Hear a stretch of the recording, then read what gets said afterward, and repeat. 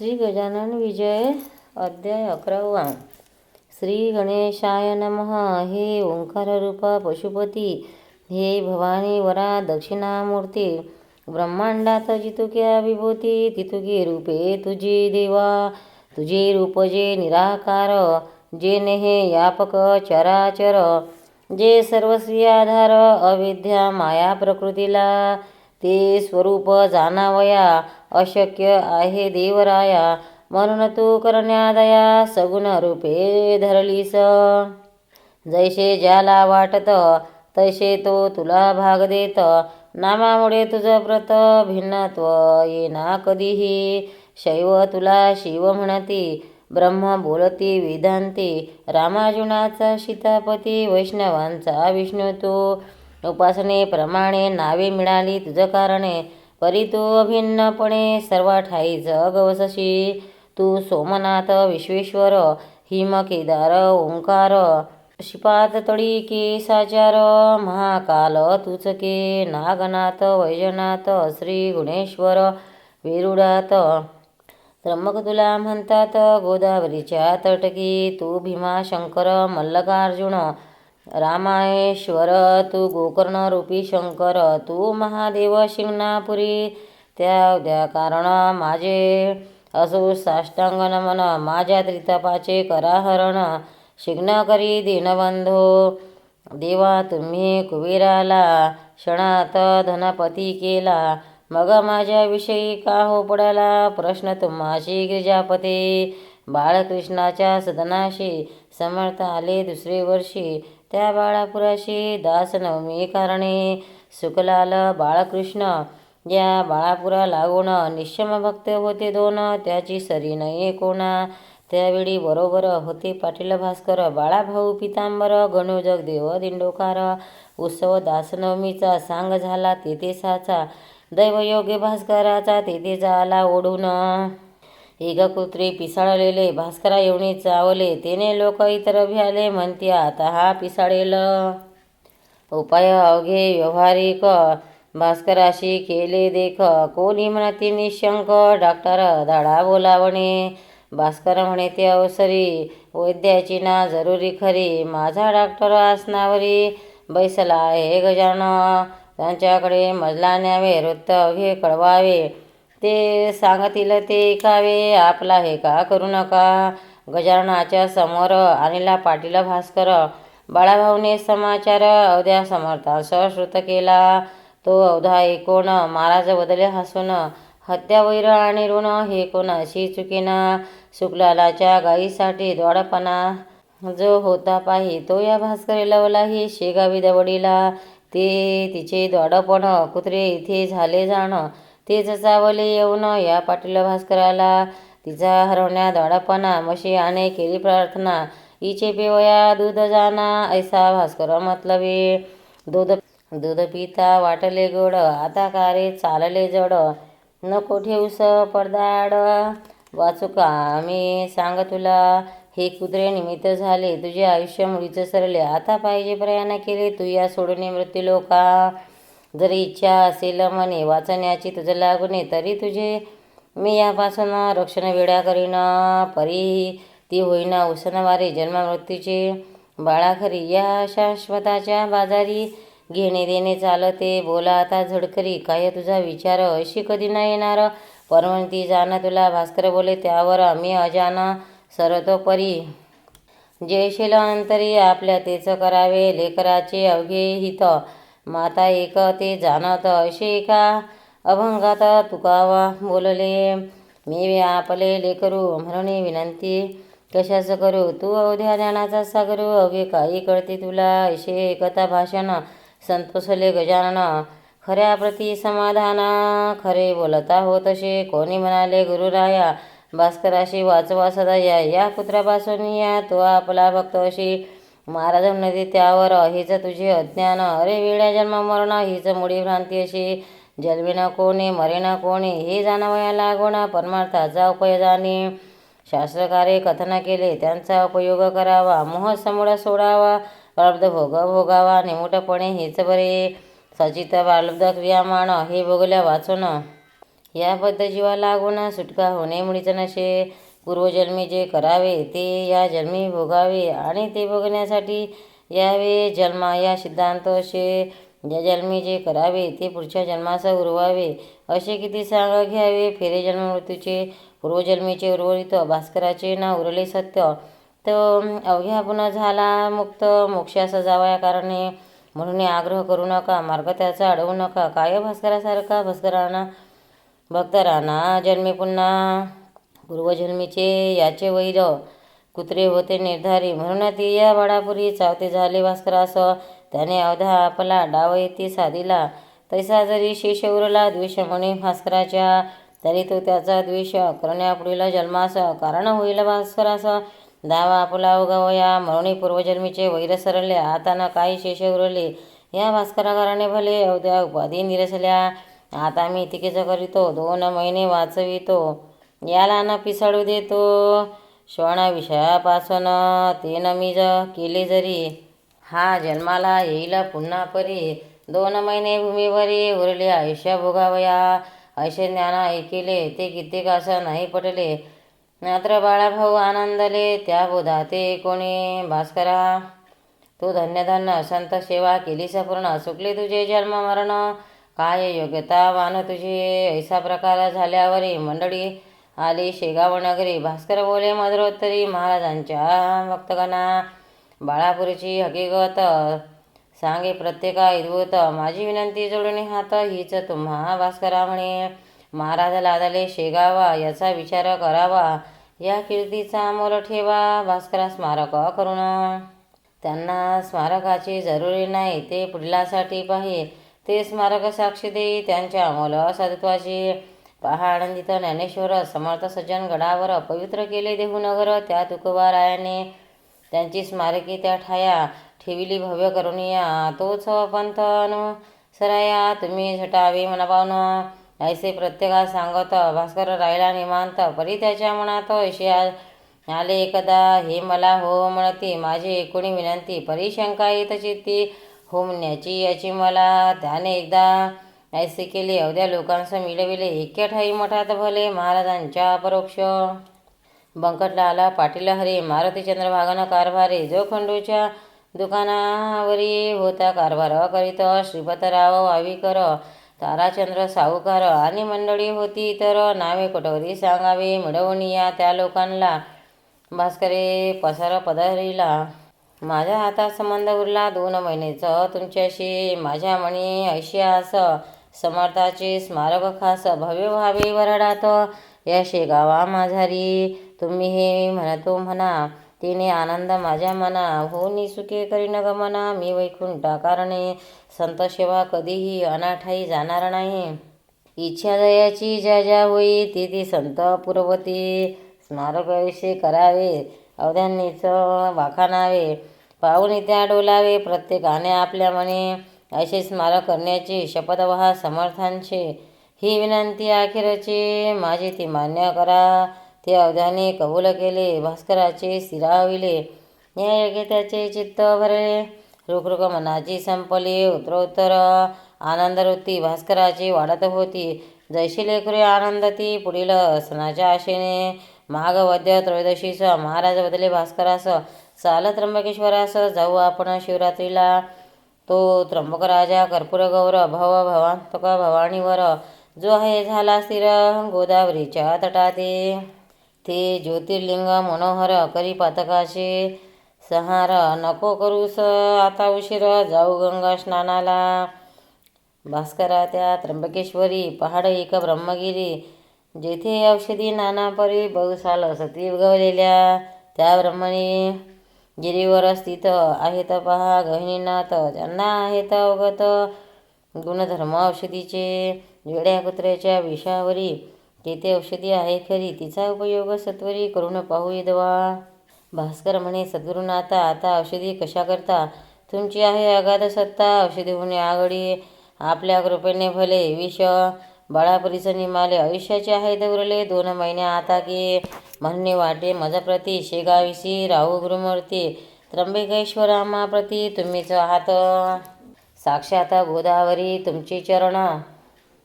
तेथेच मी करीश स्नान, अन्य तीर्थाचे प्रयोजन मला न. आता राहिले ऐसी एकता त्याची वाणी, समर्थ बदले हसोने. हे जरी खरे जाणे तरी तीर्थ महिमा मानावा. चाल नको करू उशीर, पाहू तो त्र्यंबकेश्वर. बाळाभाऊ पितांबर यासे घे बरोबरी. मग ती मंडळी निघाली शेगावाहुनी भली. शिवरात्री सयती झाली त्र्यंबकेश्वरा कारणे. कुशीवती केले स्नान, घेतले हराचे दर्शन.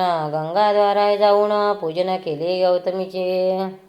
वंदिले माया लिंबालिका, तेवी गहिनीनाथ देखा. तेथून आले नाशिका गोपाळदासा भेटावया. हा गोपाळदास महंत काळ्या रामाच्या मंदिरात, धुनी लावणी दारात. पंचवटीच्या बैसलासे राम मंदिरासमोर, एक पिंपळाचा होता पार.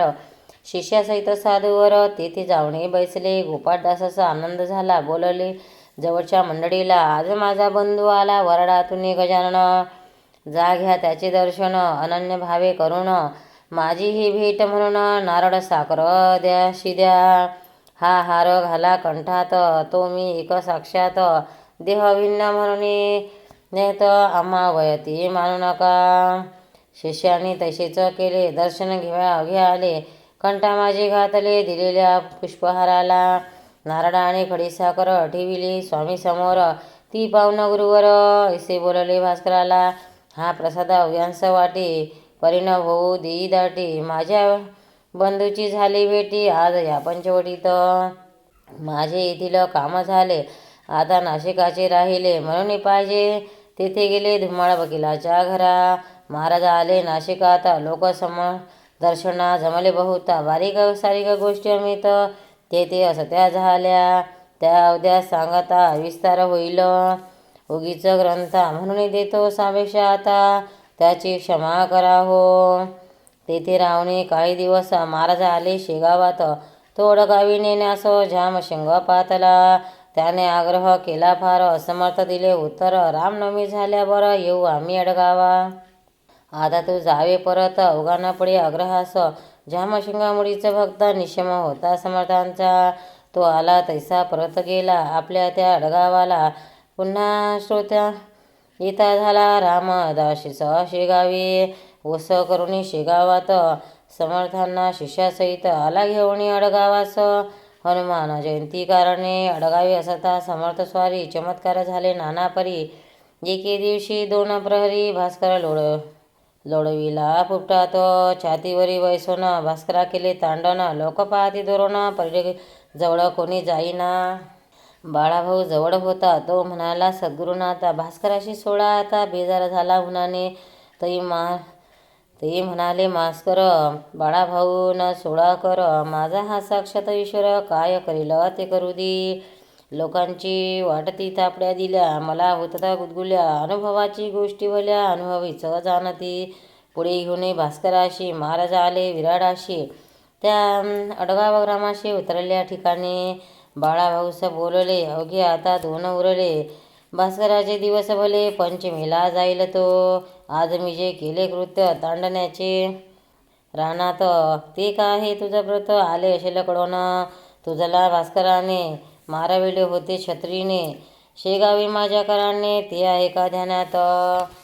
ते क्रियामान नसावया, त्यास मारिले ये ठाया. ह्या एकाच गोष्टी वाचून या, अन्य नव्हता हेत काही. उत्सव पूर्ण झाल्यावर त्या अडगावीचा साचार. काय घडला प्रकार तो एका प्रेसा. उत्सवाचा काला झाला, वद्य पंचमी दिवस आला. 1 प्रहर दिवसाला. समर्थ म्हणती भास्कराशी, भास्करा तुझे प्रयाण आज दिवशी आहे जाण. पद्मासन घालून पूर्वविमुख वैसावे. चित्त अवघे स्थिर करी, चित्ती साठवावा हरी. वेळ आली जवळ खरी, आता सावध असावे. इतर जना कारण म्हणू लागले करा भजन. विठ्ठल विठ्ठल नारायण ऐसे उच्च स्वराने. हा तुमचा बंधू भला, जातो आज वैकुंठाला. त्याच्या करा पूजनाला, माळ भुका वाहून. भास्करे घातले पद्मासन, नासाग्री दृष्टी ठेवून. वृत्ती अवघी केल्या लीन, अंत मुख हुनिया. भक्त भास्करा पूजिती, माळा भुका वाहती. ते कौतुक पाहती, समत दूर बैसोनी. भजन झाले 1 प्रहर, माध्यांतीसा आला दिनकर. महाराजांनी हर हर शब्द केला मोठ्याने. त्या सरसा प्राण गेला भास्कराच्या वैकुंठाला. संतांनी हाती धरले ज्याला, तो पावना हरीचा. लोकपसती महाराजांस कोठे करावे समाधीस, या भास्कराच्या शरीरास कोठे न्यावे ठेवावया. समर्थ अवघ्यांस सांगती, द्वारकेश्वर जो पशुपती, त्याच्या सान्निध्य आहे सती, तेथे ठेवा भास्कराला. अशी आज्ञा होता क्षणी विमान बांधिले लोकांनी, केळीचे खांब लावणे चौबाजूस विविध हो. आता ठेविले कलेवर, पुढे भजनांचा होय गजर, मिरवत आणला भास्कर द्वारकेश्वराची आवाशी. सांगविधी समाधीचा ती ठाई झाला साचा, लोक म्हणती महाराजांचा परमभक्त गेला हो. दुसऱ्या दिवस पासून समाधीच्या सान्निध्य जाणं होऊ लागले. अन्नदान गोरगरिबा कारणे, स्थान द्वारकेश्वराचे, अडगावाच्या सान्निध्याचे, अंतर एक मैलाचे, गावापासून उत्तरेस जागा द्वारकेश्वराची, परमरमणीय होती साची. झाडे चिंचवृक्षाची होती विशेष त्या ठाया, लिंब अस्वस्थ मांदार आम्र वट औदुंबर ऐसे वृक्ष होते इतर, शिवाय काही फुलझाडे. अडगावा अकोलीच्या मध्यांतरी हे ठिकाण निर्धारी, तेथे समाधी दिली खरी समर्थांनी भास्कराला. 10 दिवस अन्नदान झाले याचे वर्णन तुम्ही निश्चित केले श्रवण. संत भंडारा नाव ज्याचे, चिंचवृक्षाच्या सावलीत जेवया बसे पंगत, तई कावडे अतोनात त्रास देऊ लागले. काव काव ऐसे करती, तृण पात्रीचे उचलून नेती, मलस तोही करती जेवणाऱ्याच्या अंगावर. त्या योगे लोक त्रासले, कावड्यास हाकू लागले, बिल्लाने ते तयार केले, चिरकमटे त्या मारावया. तई बोलले गजानन, अवध्या लोका लागून नका मारू त्या कारण, अपराध्यांचा काही नशे. या भंडाऱ्यात येण्याचा हेतू इतकाच आहे त्यांचा, प्रसाद आपण भास्कराचा इतरापरीस मिळवावा. काकी हा भास्कर वैकुंठी गेला साचार, हा पितृलोकावर नाही मुळीच राहिला. 10 दिवसपर्यंत प्राण अंतरिक्षात राहे, प्राणी भ्रमत करीत समृद्ध होतो जाय पुढे. त्या 11व्या दिवशी बळी देतो कावड्याशी, काक जेव्हा स्पर्शेल त्याशी तेव्हाच प्राण जातो पुढे. त्या बलिदानाचे कारण भास्करा नुरले साचे, म्हणून या कावड्याचे पित्त गेले खवडून. आत्मा या भास्कराचा मुळीच झाला नाहीसाचा, तो पाहुणा वैकुंठीचा झाला हे दवा.